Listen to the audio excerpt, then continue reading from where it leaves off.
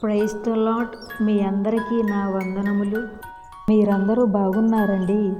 దేవుని మహాకృపను బట్టి మీ అందరూ బాగుండాలని అనుదినము ప్రార్థన చేస్తున్నాము. బైబిల్ గ్రంథంలో అత్యధికంగా చదివే పుస్తకము కీర్తనల గ్రంథము. దావీదు కీర్తన 25, పార్ట్ 6 కంటిన్యూషన్, పార్ట్ 7. ఏదో ఒక సమయంలో తప్పనిసరిగా వినండి, ఆధ్యాత్మిక మేలులు పొందండి. దావీదు కీర్తన 25 మొదటి నుండి. యెహోవా, నీ దిక్కునకు చూచి నా ఆత్మను ఎత్తుకొనుచున్నాను.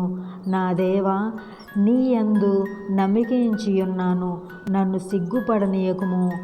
నా శత్రువులను నన్ను గూర్చి ఉత్సహింపనీయకుము. నీ కొరకు కనిపెట్టు వారిలో ఎవడునూ సిగ్గునొందడు. హేతువు లేకుండానే ద్రోహము చేయువారు సిగ్గునొందుదురు. యెహోవా, నీ మార్గములను నాకు తెలియజేయుము. నీ త్రోవలను నాకు తేటపరచుము. నన్ను నీ సత్యముననుసరింపజేసి నాకు ఉపదేశము చేయుము. నీవే నా రక్షణకర్తవైన దేవుడవు. దినమెల్లా నీ కొరకు కనిపెట్టుచున్నాను. యెహోవా, నీ కరుణాతిశయములను జ్ఞాపకము చేసుకొనుము. నీ కృపాతిశయములను జ్ఞాపకము చేసుకొనుము. అవి పూర్వము నుండి ఉన్నవే గదా. నా బాల్య పాపములను, నా అతిక్రమములను జ్ఞాపకము చేసుకొనుము. యెహోవా, నీ కృపను బట్టి నీ దయ చొప్పున నన్ను జ్ఞాపకములో ఉంచుకొనుము. యెహోవా ఉత్తముడును యథార్థవంతుడనై ఉన్నాడు కావున తన మార్గములను గూర్చి ఆయన పాపులకు ఉపదేశించును. న్యాయ విధులను బట్టి ఆయన దీనులను నడిపించును. తన మార్గములను దీనులకు నేర్పును. ఆయన చేసిన నిబంధనలను, ఆయన నియమించిన శాసనములను గైకొను వారు విషయములో యెహోవా త్రోవలన్నీయు కృపాసత్యములై ఉన్నవి. యెహోవా, నా పాపము బహుఘోరమైనది. నీ నామమును బట్టి దానిని క్షమింపుము. యెహోవా యందు భయభక్తులు గలవాడెవడో వాడు కోరుకోవలసిన మార్గమును ఆయన వారికి బోధించును. అతని ప్రాణము నెమ్మదిగా నుండును. అతని సంతానము భూమిని స్వతంత్రించుకొనును. యెహోవా మర్మము ఆయన యందు భయభక్తులు గలవారికి తెలిసియున్నది. ఆయన తన నిబంధనను వారికి తెలియజేయును. నా కనుదృష్టి ఎల్లప్పుడూ యెహోవా వైపుకే తిరిగియున్నది. ఆయన నా పాదములను వలలో నుండి విడిపించును. నేను ఏకాకిని, బాధపడువాడను. నా వైపుకు తిరిగి నన్ను కరుణింపుము. నా హృదయ వేదనలు అతి విస్తారములు. ఇక్కట్టుల్లో నుండి నన్ను విడిపింపుము. నా బాధలను, నా వేదనలను కనుగొనుము. నా పాపములన్నిటినీ క్షమింపుము. నా శత్రువులను చూడుము. వారు అనేకులు. క్రూర ద్వేషములతో వారు నన్ను ద్వేషించుచున్నారు. నేను నీ శరణుజొచ్చియున్నాను. నన్ను సిగ్గుపడనీయకుము. నా ప్రాణము కాపాడుము. నన్ను రక్షింపుము. నీ కొరకు నేను కనిపెట్టుచున్నాను. యథార్థతయు నిర్దోషత్వమును నన్ను సంరక్షించునుగాక.